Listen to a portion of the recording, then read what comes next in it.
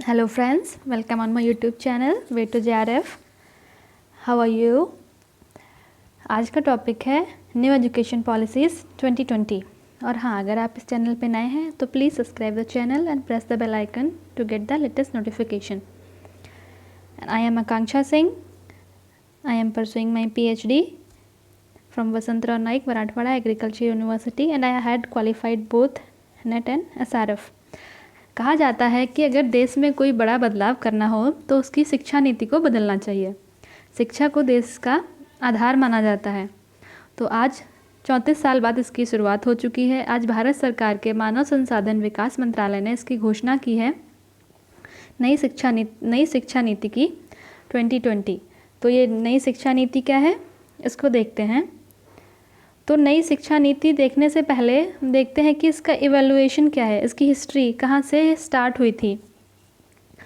तो सबसे पहले आया था university education commission. University education commission को राधाकृष्णन कमेटी भी कहते हैं। इसके जो सेकंड नाम है, जैसे यूनिवर्सिटी एजुकेशन कमीशन है, इसको राधाकृष्णन कमीशन कहते हैं। तो इनके नाम पूछे जाते हैं एग्ज़ाम में, नेट के एग्ज़ाम में मोस्टली इनके सेकंड नाम पूछे जाते हैं कि इनको और किस नाम से जानते हैं। तो यूनिवर्सिटी एजुकेशन कमीशन 1948-49 में आई थी, इसको राधाकृष्णन कमीशन भी कहते हैं। उसके बाद आई थी secondary education commission. Secondary education commission को मुदालियर कमीशन कहते हैं। इन्होंने 10+3+4 का या फिर मतलब 10+3 और 4 का रूल दिया था कि 10+3 और 4। उसके बाद आया था एजुकेशन कमीशन, इसको कोठारी कमीशन भी कहते हैं। और इन्होंने कोठारी कमीशन में बहुत सारे चेंजेस हुए थे। कोठारी कमीशन में उन्होंने कहा था कि जो देश की जीडीपी है उसका 6%, जो देश का जीडीपी है उसका 6% एजुकेशन में जाना चाहिए और वोकेशनल ट्रेनिंग देनी चाहिए। उसके बाद फिर आई नेशनल पॉलिसी ऑन एजुकेशन 68 में। तो उसमें भी यही बात कही गई थी कि इसका 6%, जो नेशनल जीडीपी का 6% जाना चाहिए एजुकेशन में। ये 1968 इंदिरा गांधी के टाइम पे आई थी। उसके बाद फिर आती है 42 कॉन्स्टिट्यूशनल अमेंडमेंट 1976। उसमें एजुकेशन को कंकरेंट लिस्ट में ऐड कर दिया गया, इसलिए बहुत इम्पॉर्टेंट है 42 कॉन्स्टिट्यूशनल अमेंडमेंट। इसमें एजुकेशन को कंकरेंट लिस्ट में जोड़ दिया गया था। कंकरेंट लिस्ट मतलब इसमें central government and state government दोनों इसमें अपने अपने डिसीजन ले सकते हैं। उसके बाद आई, इसको थोड़ा सा मॉडिफाई किया। ये जो पहले आई थी policy national policy on education, इसको मॉडिफाई करके नेशनल पॉलिसी ऑन एजुकेशन 1986 में आई। इसमें भी 1986 में इसमें हायर एजुकेशन को बताया डिस्टेंस लर्निंग मोड, कि कोई भी कहीं से भी हायर एजुकेशन को ले सके। डिस्टेंस लर्निंग मोड से वो हायर एजुकेशन में, जैसे इग्नू हुआ तो उस टाइप से वो अपनी एजुकेशन कंप्लीट कर सकें। उसके बाद आई 2016 में TSR सुब्रमण्यम कमेटी रिपोर्ट। और अब आई 2019 में डॉक्टर के कस्तूरीरंगन कमेटी रिपोर्ट। ये सबसे ज़रूरी है। ये 2019 में जो आई है डॉक्टर के कस्तूरीरंगन कमेटी रिपोर्ट, इन्होंने नई शिक्षा नीति के प्रारूप को, ड्राफ्ट को बनाया और उसको 2019 में सबमिट किया। 2019 से इसमें बहुत सारे मॉडिफिकेशंस हुए, चेंजमेंट हुए। उसके बाद ये 2020 में आई है नई शिक्षा प्रणाली, new education policy 2020।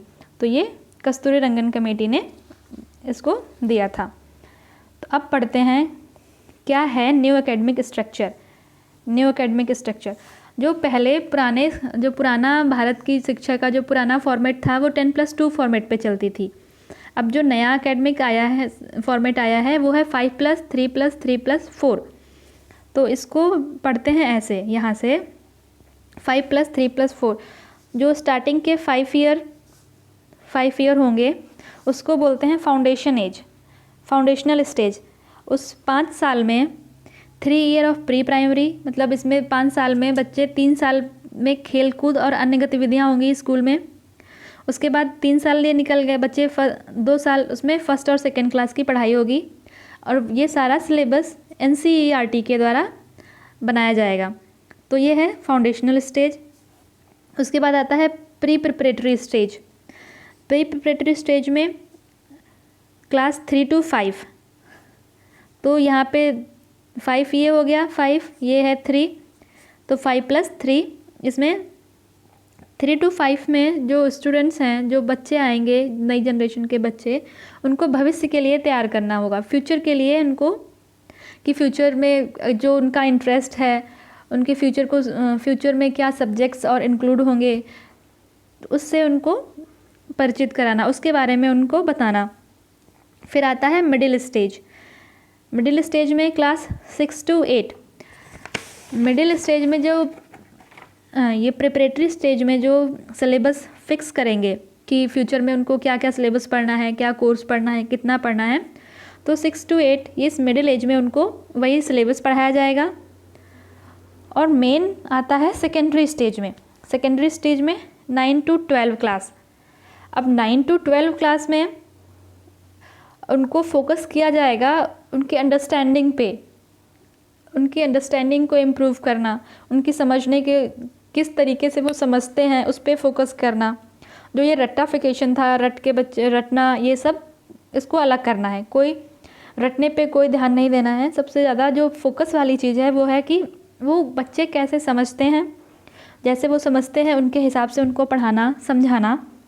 And plus 9 से 12 तक जो एग्ज़ाम होंगे वो सेमेस्टर वाइज होंगे, तो अब इससे बच्चों को पूरे साल पढ़ना पड़ेगा।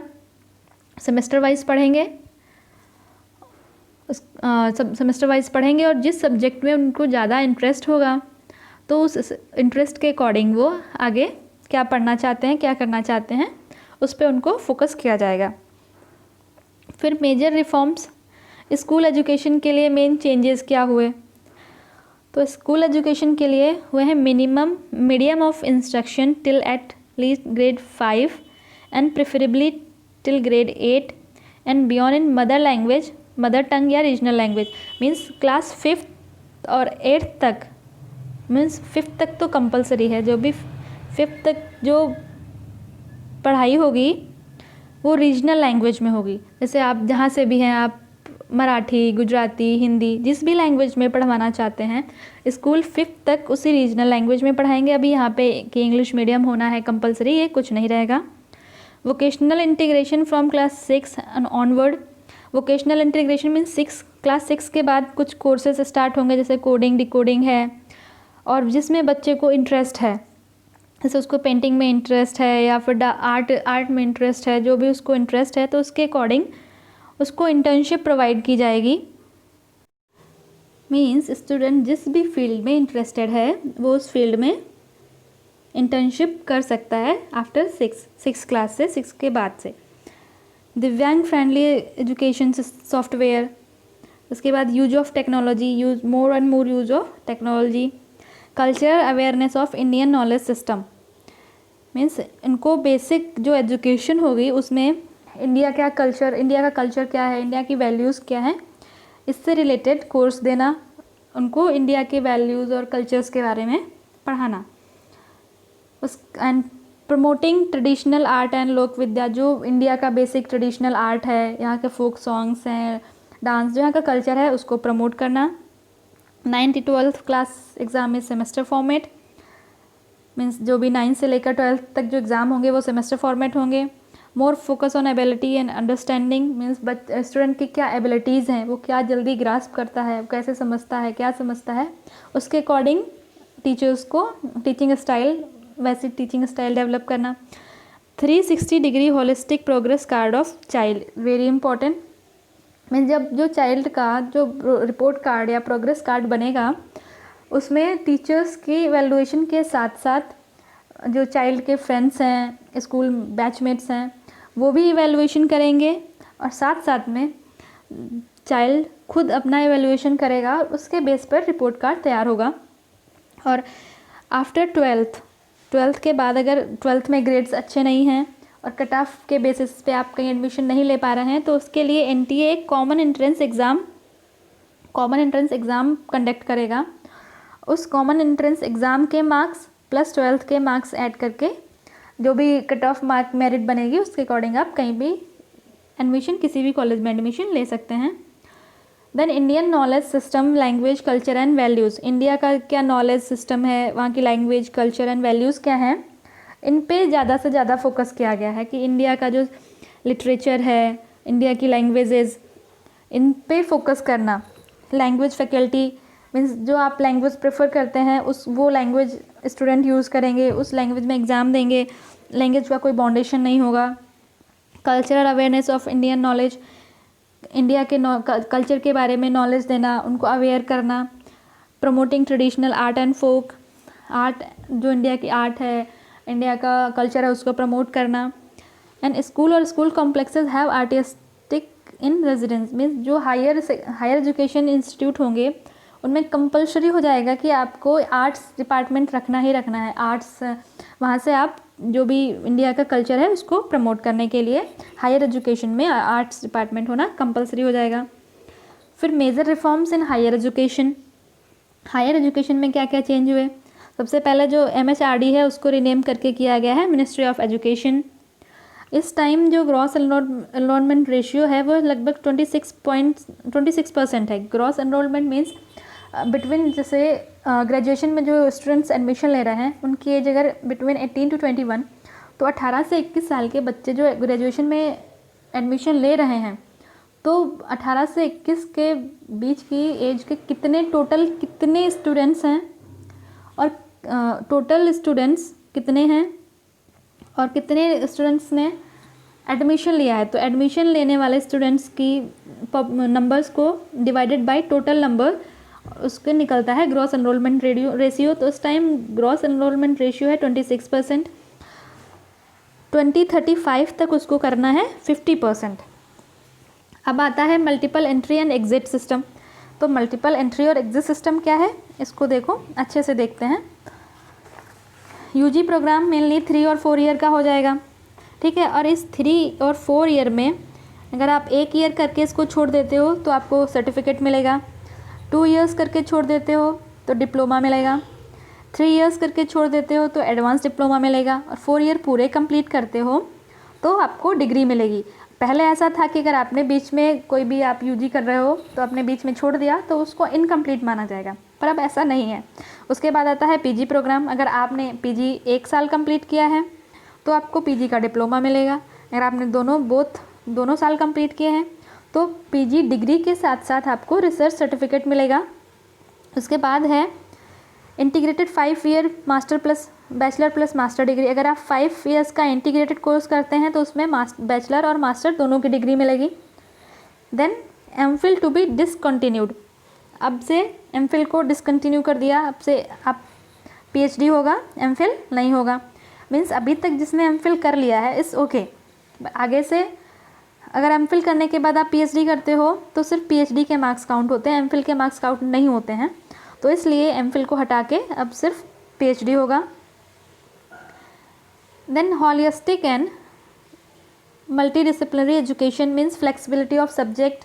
आप जैसे पहले था कि साइंस का जो साइंस स्ट्रीम से है वो आर्ट्स नहीं पढ़ सकता है, या फिर जो आर्ट स्ट्रीम से है वो साइंस नहीं पढ़ सकता है, कॉमर्स स्ट्रीम वाला साइंस नहीं पढ़ सकता है, पर ऐसा नहीं होगा। अब डिफरेंट सब्जेक्ट्स का पूल बनेगा, इसमें जैसे साइंस है, आर्ट्स, कॉमर्स, सारे सब्जेक्ट्स का मिला के एक पूल तैयार किया जाएगा।